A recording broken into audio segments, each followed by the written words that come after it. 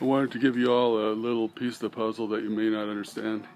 See, this oil business is not just about a shortage of oil in America.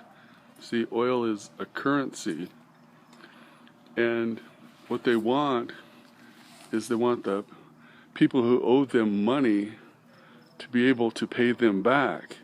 So they want these other countries that have oil to be selling the oil so that the international bankers that own trillions of dollars can be paid back. It's not even so much about keeping people in debt. It's not about being it's not about America having a shortage of oil. We have plenty of oil here. We could be isolationists as far as oil goes and still have plenty of oil from North Dakota and Texas and Alaska and wherever. It's not about that. You see, they want to be able to have the economies of the world owe them money, so they worked with economic hitmen to make sure that all these countries are in debt and owe them money, but they're not going to get paid back unless these countries have resources to pay them back. Now, they could be paid back with gold or with rainforest land or something else, but the currency of the world is oil. So that's another reason why they don't want the dollar, the American dollar, to be the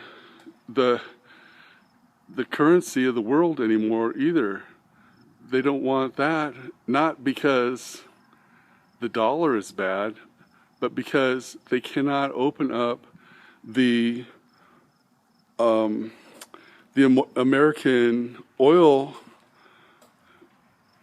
There's no sense in opening up the American oil fields when the American dollar is the American currency, the world currency, the trade currency. What they need is a different currency, and then they can open up the American oil fields, because it's not America that they care about, it's the international banking cartels.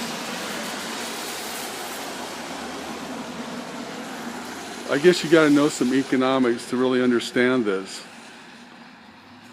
I suppose some of you will understand what I'm saying, and maybe you can explain it to the rest of the people. If I wrote this out, I could explain it better, but as it is, know that they've worked a whole long time to get everybody in debt. They're not going to be able to get paid back. They're not going to be able to stay rich unless that money, which is debt, continues to be transferred. They can't control the economies of the world unless the other countries are in debt. The other countries have to be players, and in order to do that, they have to cause the infrastructures of the other countries to come to some kind of prominence so that they're functioning, but they still have to be in debt. Well, the only way those other countries can be functioning is for them to have a resource that everybody needs.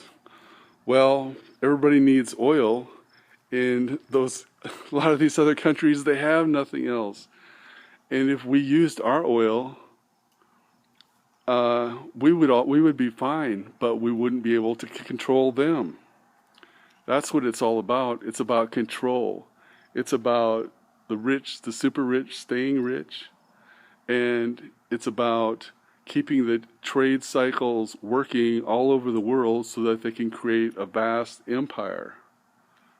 So there's a couple things to think about.